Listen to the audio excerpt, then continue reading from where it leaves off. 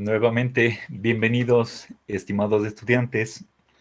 Vamos a avanzar.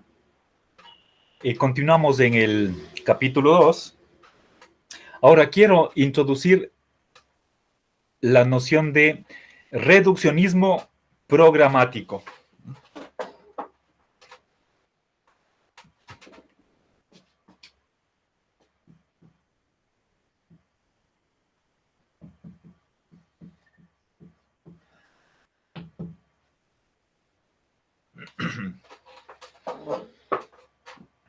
Bien.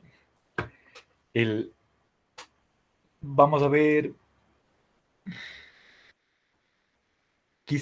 Verán, el problema general que estamos tratando de dilucidar es uno general.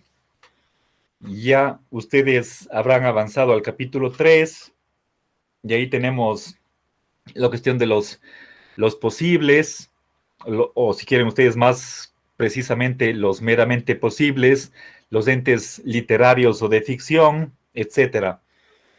Ese es otro problema.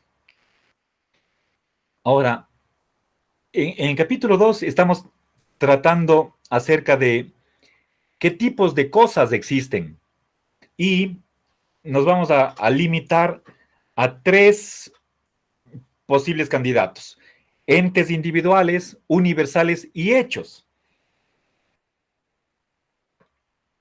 Ahora, para poder avanzar, consideremos, por ejemplo, los fantasmas, o si quieren, las almitas, los espíritus. ¿Quién de ustedes cree que existen espíritus? ¿Sí? Por ejemplo, se muere el abuelito y después suceden cosas raras y que se interpretan en el sentido de que la almita del abuelito ha venido a visitar. ¿Sí? ¿Quién cree en esas historias? ¿Sí? A ver, ¿existen los espíritus?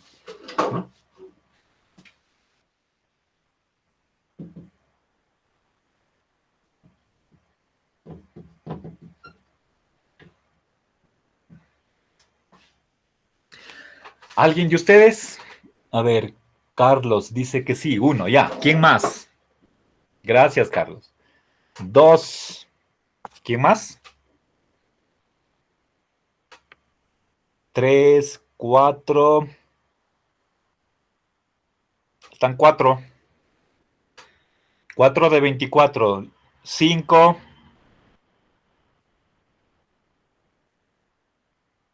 Parece que nos quedamos ahí. Profe, o sea, la pregunta es si creemos que existen espíritus.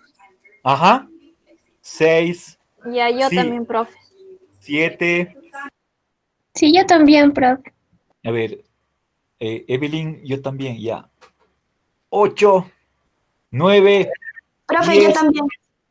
A ver, 11. Posiblemente, no sé si tal vez me equivoqué, puede ser 12. Es que me están escribiendo por el chat y me están diciendo oralmente. Alguien más, estamos este rato en 12, 50%, si es que estaba el bien contado.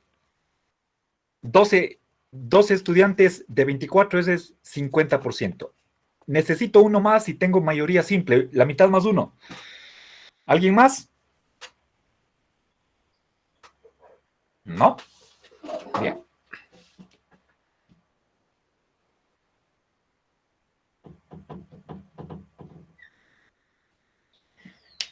Bien. Ahora les voy a hacer, verán, se supone que los espíritus son inmateriales. Les voy a hacer otra pregunta. ¿Existen entidades abstractas?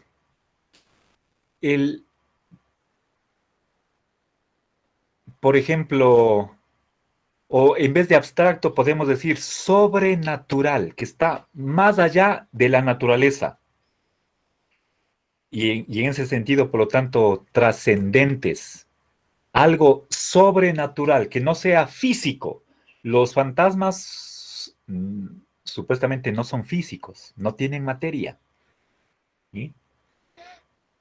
Si no tienen materia, eso es decir, no tienen cuerpo, no son corporales, no tienen estómago, no tienen brazos, etcétera. ¿Sí?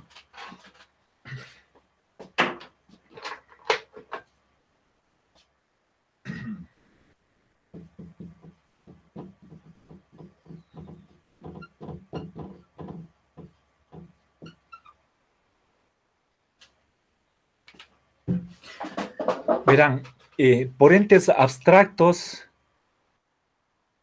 quiero decir sobrenaturales, que no son físicos, están más allá del espacio y tiempo.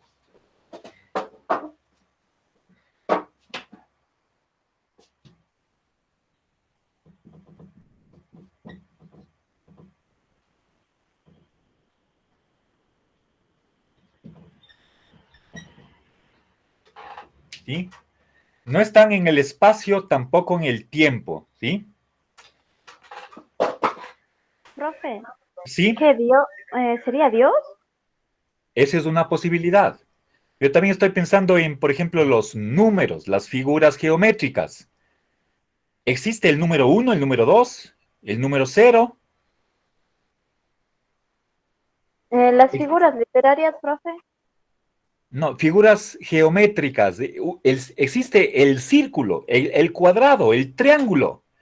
Yo puedo dibujar en el pizarrón un cuadrado, un triángulo, pero eso es un ente individual. Tiene una localización, está aquí en mi casa, en el pizarrón. Yo vivo en Monay y hoy estamos el 12 de noviembre 2020. Después de una hora borro y desapareció el triángulo, porque y tiene una determinada dimensión, puedo sacar el área, los ángulos, la medida en grados de los ángulos. Eso es un particular, pero estoy hablando del triángulo en general, figura plana de 3 lados, que no es ni equilátero, ni rectángulo, ni isósceles. Eso es abstracto. ¿Existen esos entes o solamente son meras ideas? O los nominalistas dirán, son meras palabras, no existen. Entes abstractos. En general, es una pregunta metafísica. ¿Sí? No estoy preguntando con respecto específicamente a Dios. Dejemos de lado Dios para simplificar el problema. ¿Quién dice que sí? ¿Se comprende la pregunta?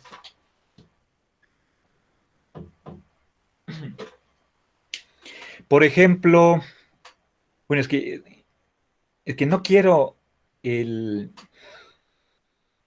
referirme específicamente a los universales, por eso pongo otro tipo de ejemplos. ¿Sí? Entes abstractos o sobrenaturales que están más allá de lo físico. ¿Sí?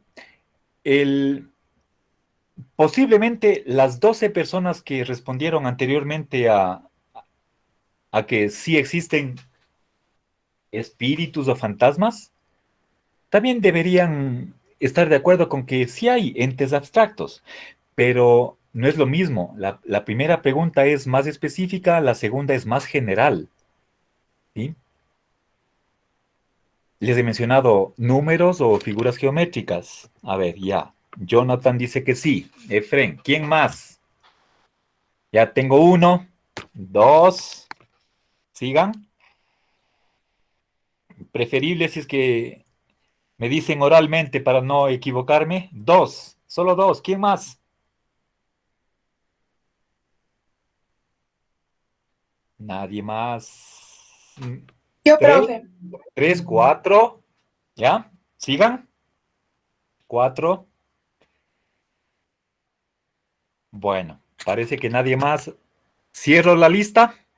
Yo sí, profe. Cinco, seis, ¿ya? ¿Ya? Seis. Estaba Cristian. Seis. Seis.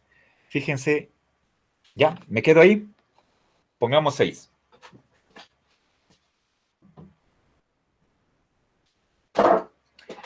La mitad de los que creen que sí hay fantasmas.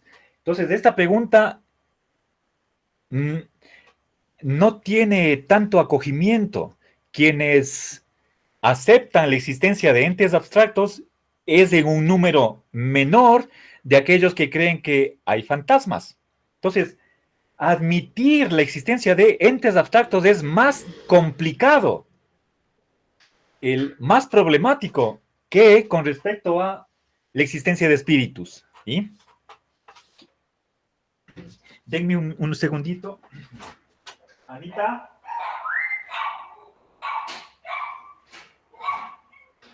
Adelante. Buenas, ¿cómo va? ¿Ya? ¿Ya? Por favor. Anita. Ya va a subir.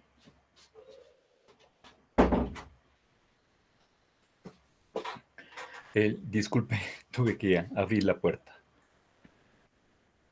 A ver. Entonces, en este grupo particular conformado por la clase, es más fácil admitir la existencia de fantasmas que la de objetos abstractos. Obviamente no es lo mismo. Bien, pero si es que si están 23 estudiantes, y tal vez me equivoqué antes, el número de 24 incluye mi persona. Y a ver, déjenme ver un mensaje más aquí. A ver, voy a leer un mensaje, dice... profe, yo tengo una pregunta. ¿Los entes abstractos pueden ser entes de fantasía o de series animadas? Y generalmente no se piensa, cuando se habla de entes abstractos, podemos pensar en entes que son necesarios para que funcione la ciencia, ¿sí? Los entes abstractos son reales, pero la realidad se divide en naturaleza y lo sobrenatural. Pero eso es realidad. En cambio, cuando hablamos de fantasía, estamos haciendo referencia a algo subjetivo, algo creado por el ser humano. Entonces, no es lo mismo. Y se supone que si es que es subjetivo, no existe. Es simplemente una creación del hombre. Bueno, entonces, les he hecho estas dos preguntas como ejemplos particulares de la pregunta más general de ¿qué cosas existen? Entonces, unos estarán dispuestos a aceptar más tipos de entidades para que sean reales, estén en el universo, y otros tendrán una lista más corta, ¿sí? Entonces, mientras unos son generosos, admiten la existencia de una cantidad de tipos de existentes, otros van a tener una actitud más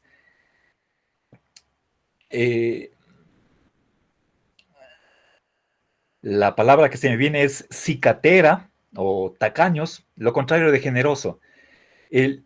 Mientras que por el lado del nominalismo se tiende a ver el universo cercano a un desierto, en cambio los que están en el polo opuesto quieren que el universo esté poblado por la mayor cantidad de entidades y verán el universo como una jungla, ¿sí? Tupida. Bueno, entonces, verán, voy a explicar en este momento qué significa el reduccionismo programático.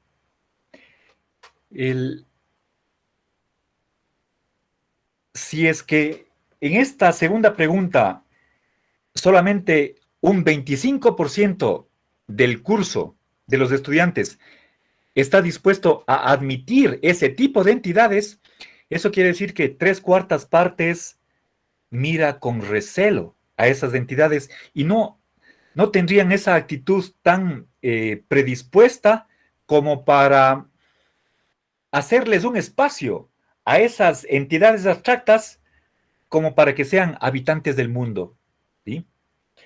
Y, por supuesto, tratarían de explicar esa aparente alusión a esas entidades en términos, por ejemplo, de fantasía, a lo que estaba sugiriendo Christian, si no estoy mal, ¿sí?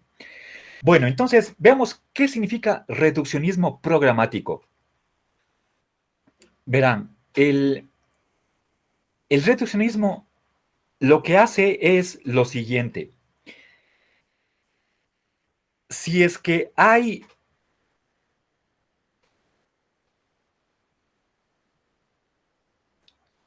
varios tipos de entidades y esos tipos se clasifican en las entidades aceptables, admitibles y las que son problemáticas. Y la tarea, la empresa que debería hacerse es tratar de hacer una reducción de aquellas entidades que son medio raras, extrañas, tratar de explicarlas o analizarlas en términos de entidades que son aceptables, ¿sí? Entonces, lo que tenemos es lo siguiente.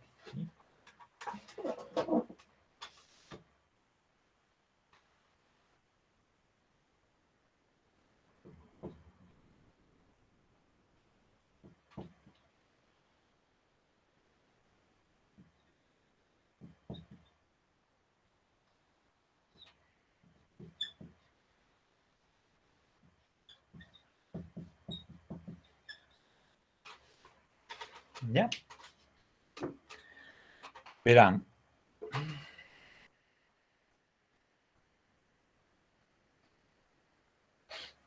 He puesto aquí un doble nivel entre dos tipos de entidades. Las de arriba son las que causan cierto escepticismo y las de abajo son las que forman parte de nuestra ontología y que relativamente no nos causa ninguna dificultad. Entonces, reducir es tratar de explicar o analizar las entidades que están en el nivel de arriba, tratando de expresarlas en cuanto a su estructura, a su funcionamiento, en función de las que son aceptables, ¿sí?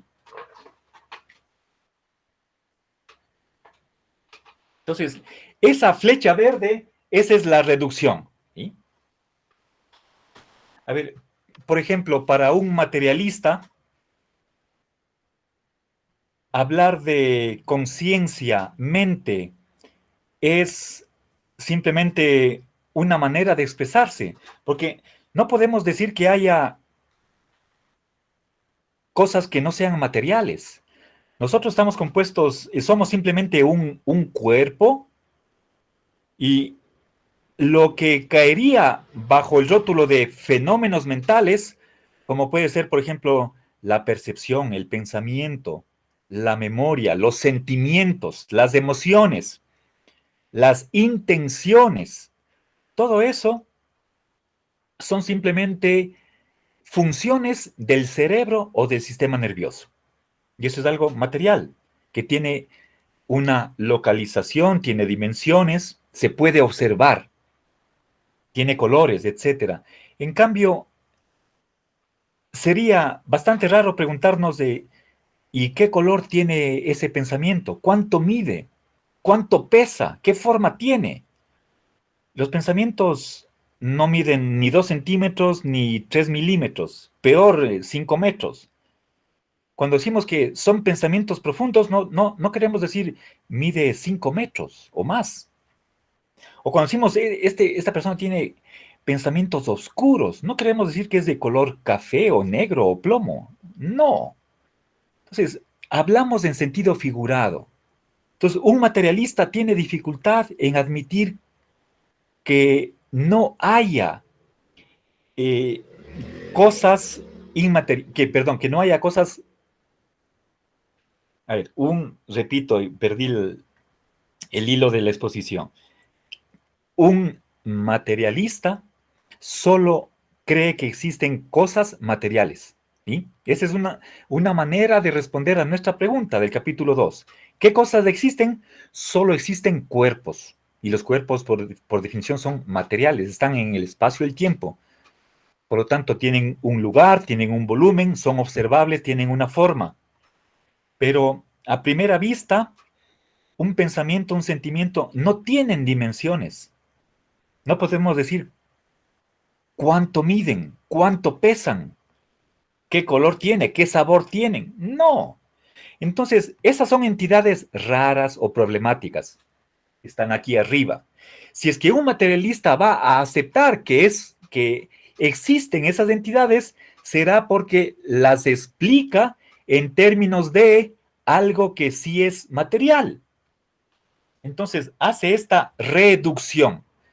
Y las entidades que están en este piso, en este nivel, que es de lo problemático, de lo difícil, va a ser analizado en función de lo que es aceptable. Solo tengo uno. A ver, aquí.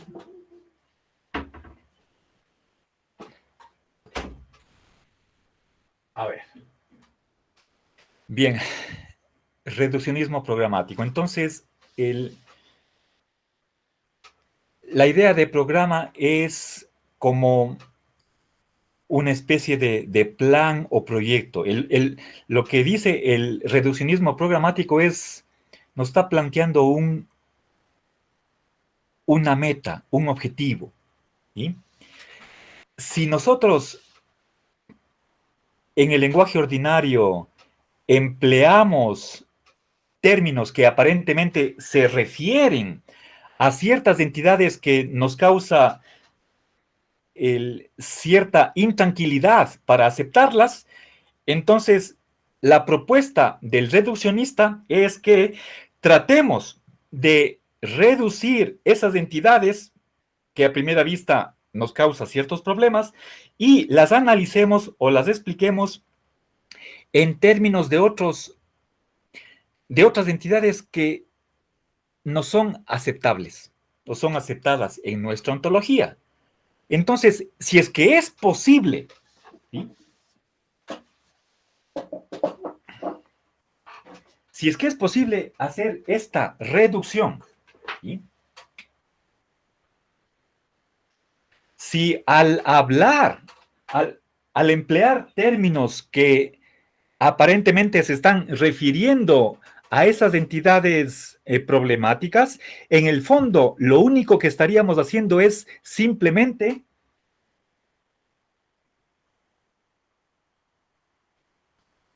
empleando un modo de hablar, si quieren ustedes, cómodo, sencillo, pero que a final de cuentas, en última instancia, a nivel ontológico, no nos compromete, sino solamente con las entidades que aceptamos en nuestra ontología. Entonces, al emplear expresiones o palabras que se están refiriendo a, puede ser números, fantasmas o cualquier otra entidad, que de alguna manera nos causan cierto recelo, cierta duda, en el fondo vamos a aclarar que son meros modos de hablar para referirnos a lo que en el fondo no es sino una ontología que es aceptable por nosotros. Entonces, lo que se ha logrado es hacer un análisis o una explicación de esas entidades en función de otras que son más básicas, más fundamentales, ¿sí? Y que estas entidades van a ser aceptables simplemente como un modo de hablar que tiene sus ventajas, que es sencillo, pero que no nos comprometen ontológicamente con la existencia de esas entidades, ¿sí? Entonces hay que dar reglas, ¿sí? Reglas para hacer esa reducción, reglas que sean sencillas, creíbles y generales, ¿sí? Que no sean complicadas y que se puedan aplicar a una gran variedad de casos. Bien, entonces en ese sentido también es algo programático, tal vez en el sentido de algo sistemático, no caótico, no arbitrario, antojadizo. Bien, entonces, veamos, Lorenzo cree que este reduccionismo programático es aceptable y que incorpora, a ver, vamos por partes,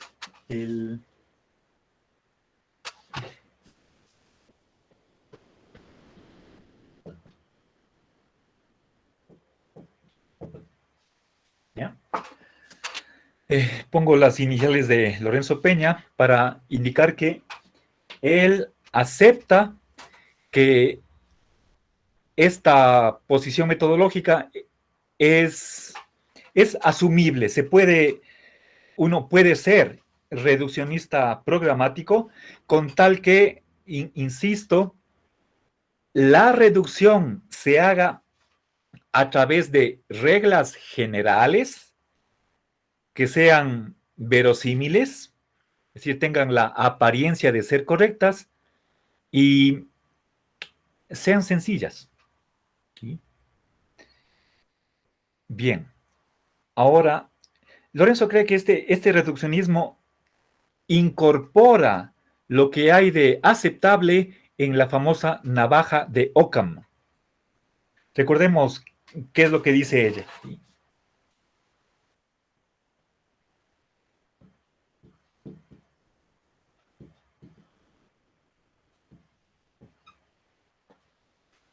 ¿Sí?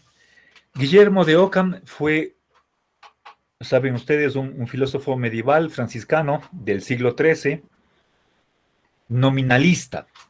¿Sí? Es decir, él no creía que existen los universales, para él son meras palabras, y formuló aquel principio que dice que no hay que multiplicar las entidades más allá de lo necesario, ¿sí? En ensia non sunt multiplicanda preter necessitatem, es lo que dice él. Las entidades no deben multiplicarse más allá de lo necesario. Bien. Entonces, veamos qué está pasando detrás de este principio. Tenemos lo siguiente. Por una parte tenemos la realidad. ¿Sí?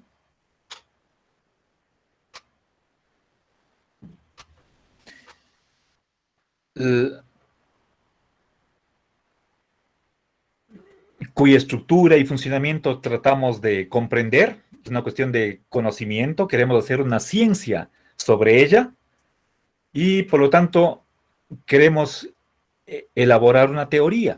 ¿Sí? Esa teoría va a tener conceptos. ¿Sí?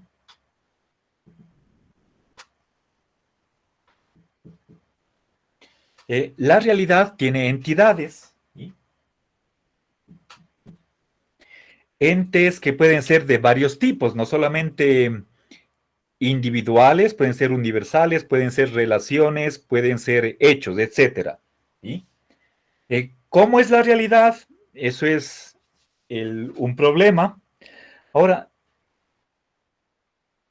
podemos tener aquí una visión de la realidad como un desierto, con el menor número de habitantes, o esa visión de la jungla, un mundo exuberante, riquísimo, con multiplicidad de detalles, ¿sí? Nosotros queremos conocer este mundo y para ello nosotros construimos teorías que tratan de darnos un conocimiento de esta realidad. Ahora, obviamente, aquí nosotros nos vamos a plantear varios problemas con respecto a la realidad. Y esos problemas deben tratar de solucionarse aquí en la teoría. ¿Sí? Bien, ahora, ¿qué nos dice la navaja de Occam? Que al momento de elaborar una teoría, puede ser filosófica, puede ser científica, en general, como principio metodológico, no deberíamos postular cantidad de, de entidades, se refiere a nivel ontológico, ¿sí? No deberíamos inflar, quieren, la ontología más allá de lo necesario. Si es que podemos nosotros explicar el mundo con menos entidades, con menos tipos de seres, tanto mejor. Ese es el espíritu de Occam, ¿sí?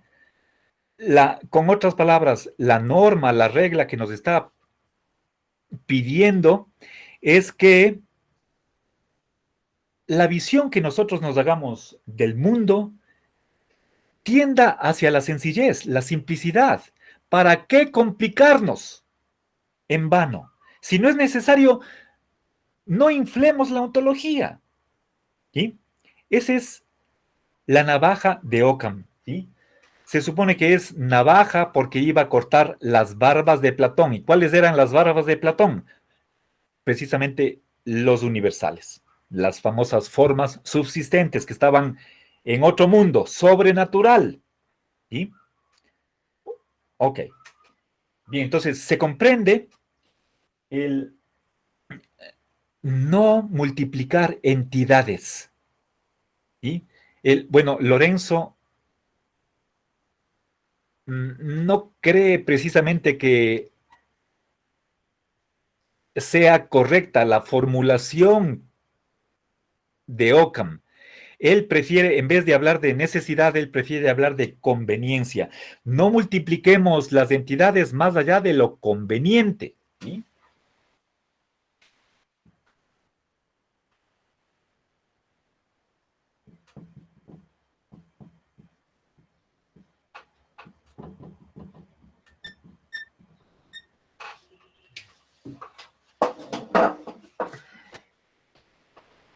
Bien.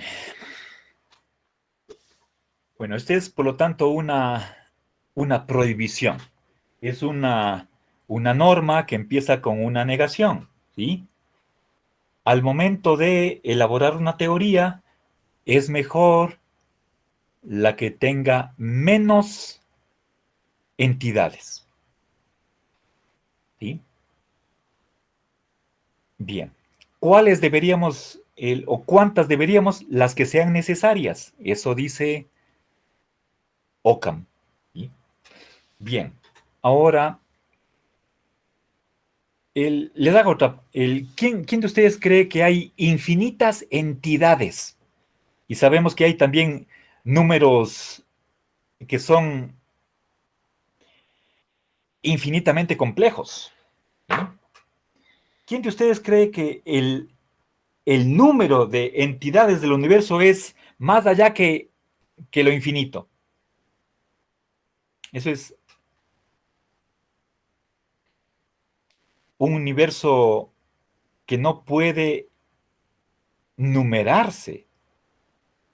¿Sí?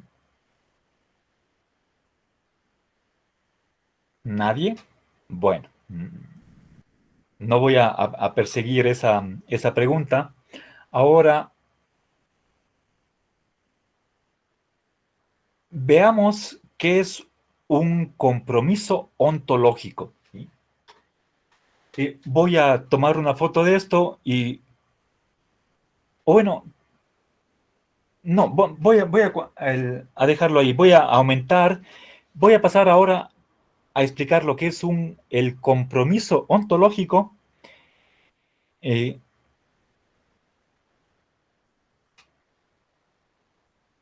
Idea que principalmente se debe a Quine. ¿Sí?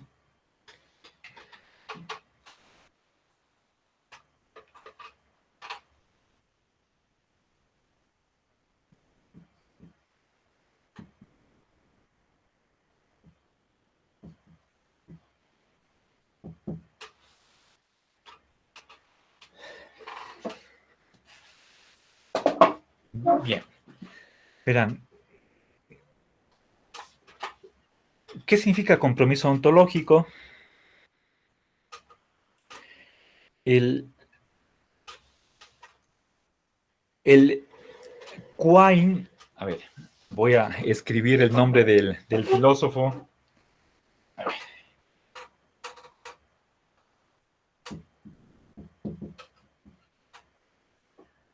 Willard van Orman Quine. Bien, él fue profesor de Harvard, tuvo influencia del Círculo de Viena, tuvo una discusión con Carnap, viajó a Viena, estuvo ahí por lo menos, si no estoy mal, unos 6 meses.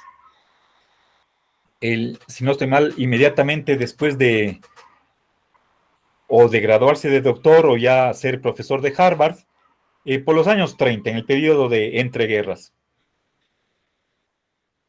Nosotros veremos la discusión que mantuvieron Quine y Carnap como el representante, uno de los más famosos neopositivistas, con respecto a la metafísica. ¿Sí? Ustedes saben que los neopositivistas rechazan que la metafísica nos dé conocimiento, en cambio, Quine tiene otra visión, no está de acuerdo con eso, pero uno de los problemas que quiso resolver Quine es el de cómo podemos saber si una teoría se compromete con la existencia de de una determinada entidad. ¿Sí? La cuestión de compromiso ontológico es qué tipos de entidades debe una teoría afirmar que existen en el universo. ¿Sí? ¿Con qué están comprometidas? ¿Y cómo puedo saber si es que cuando una teoría emplea una palabra, simplemente el emplear esa palabra ya significa que la teoría tiene que aceptar la existencia del correlato de esa palabra, de ese término, de esa expresión, o no?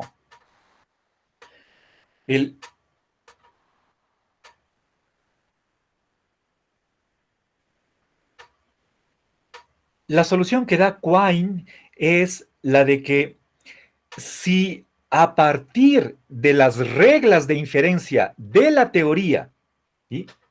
Estamos acá en una teoría particular y por supuesto hay varias teorías que compiten entre sí con respecto a cuál de ellas es la que mejor refleja la realidad. ¿Sí? Entonces,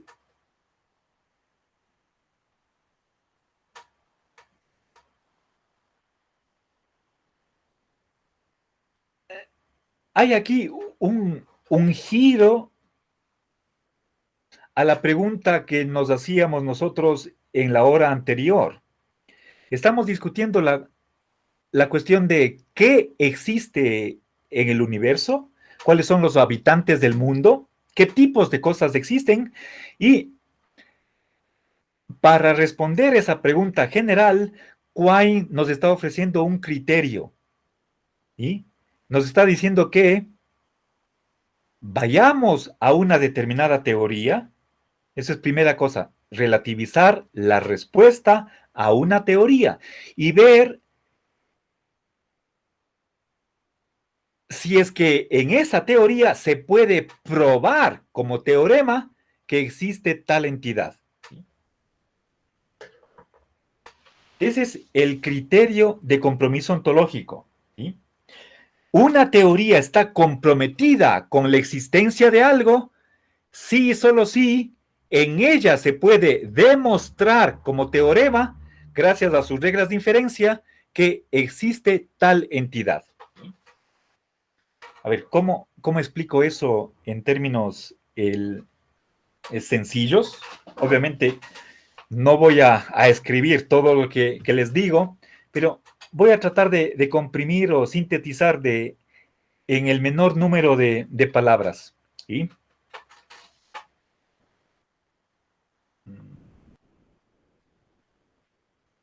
Entonces, y con esto acabo. Solamente denme un minuto y termino la clase.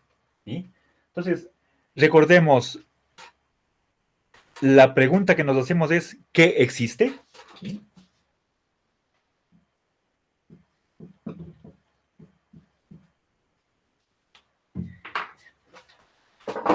Y la respuesta que da Quine es...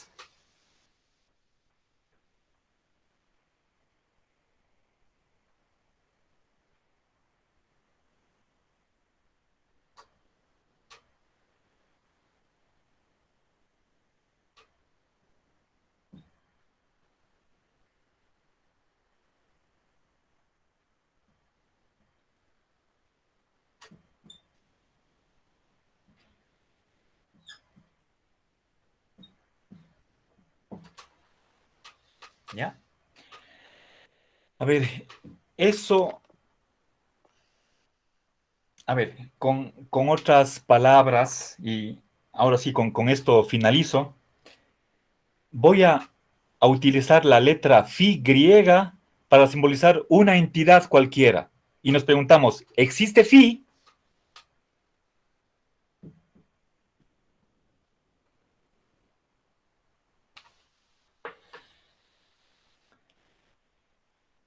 Sin, es una pregunta general, absoluta, no está haciendo referencia a ninguna teoría. Pero Quine nos dice que, a ver, más bien voy a borrar los signos de interrogación.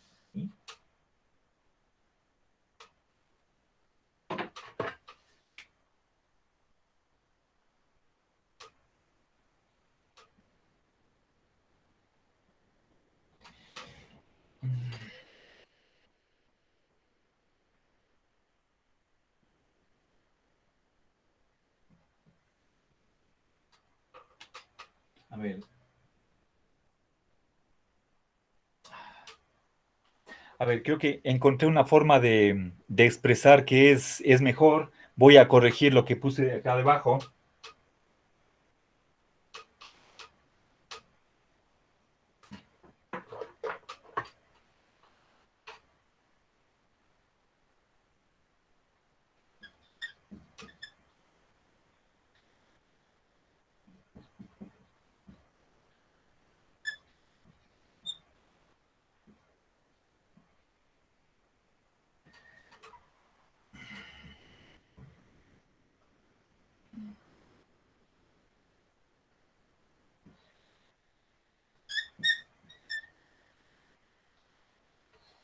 ¿Ya?